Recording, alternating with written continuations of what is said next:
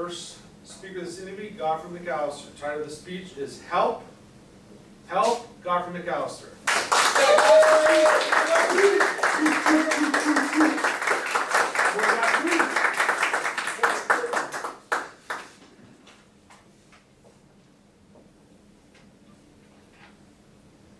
I love you and you love me. We're a happy family. Barney's song lingered in my mind early one Monday morning in the month of March 1988 as I was enjoying a leisurely drive through Jamaica's countryside when suddenly the surrounding scenic serenity was shattered by the sound of a woman shout, "Help! No, kill me, help!" Along with other motorists, we had stopped at a railroad crossing waiting for the train to pass. A train that never came. Scared motorists secured their own safety as they rolled up their windows and locked down their doors. That is, all except one brave man, who some people call a fool. He plunged his 9mm Glock, opened the door of his chauffeur-driven car, and cautiously walked in the direction of the shouts for help. That fool was me. Seconds later, I heard what could have been the fatal shot. Oh no! Was I too late? But wait, I felt a burning sensation in the back of my thigh. It was I who had been ambushed and shot. Instantly I raised my gun in self-defense, but there was no target in sight. None in front, none to my left, none to my right. But as I slowly slumped to the ground, I looked behind me, and there he was, tall, well-dressed, with military cut and militant strides. He was moving in on me, fast. Helpless, on the ground.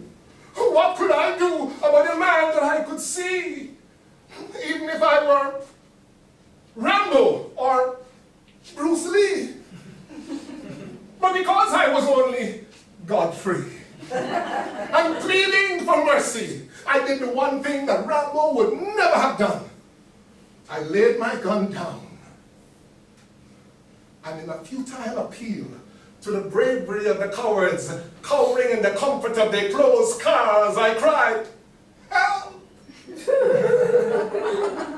As I lay bleeding on the ground, with dexterity and skill, the gunman moved in for the kill, retrieved my gun, then pointed his gun 1 inch from my head. God kept my head and hand moving, head and hand, hand and head. The gunman tried to follow the moving target.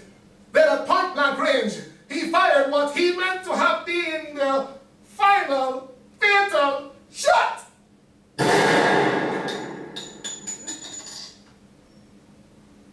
Don't cry. On that day, I did not die. The bullet hit my hand, but God hid my head. Contest master, fellow Toastmasters, dignitaries and guests, was I wrong to have risked my life in response to that stranger's cry for help? And what would you have done?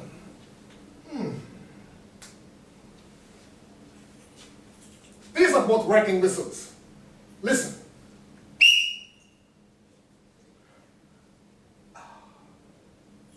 The first you heard. The second, your dog could hear. But you did not, because your ears are not attuned to that frequency. Cries for help from the helpless come in different frequencies. Help! I need food to eat. Clothes to wear.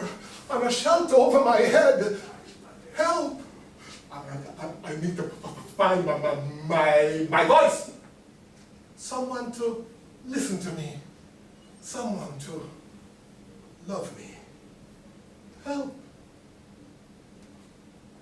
Some cries we hear, but choose to ignore. Others we don't want to hear, so we tune out their frequency. But you and I know how fulfilled and free we feel when we hear that cry for help, and without regard to personal cost, we reach out a helping hand to help lift our fellow fallen man. The following day, as I lay in my hospital bed, a stranger came to visit me, holding a bouquet of flowers in one hand and a young child in the other. With tears in her eyes, Veronica introduced herself. I am the woman whose life you saved. When you took the bullet that was meant for me, the robbers panicked and drove away. She laid the flowers beside me, introduced her son to me, and reached over and hugged me and whispered, "Thank you." You may never have to risk your life to help a stranger, but helping others always costs. It may be your time, your money, or more. When you are called upon to help, will you be willing to make that sacrifice? But rest assured, whether at home, at work, or in your Toastmasters Club, helping others become the best that they can be always carries the highest return on investment guarantee. It is the ultimate fulfillment of your destiny. God has made you like He has made no one else, so that you can help others like no one else can. Mahalia Jackson said it best.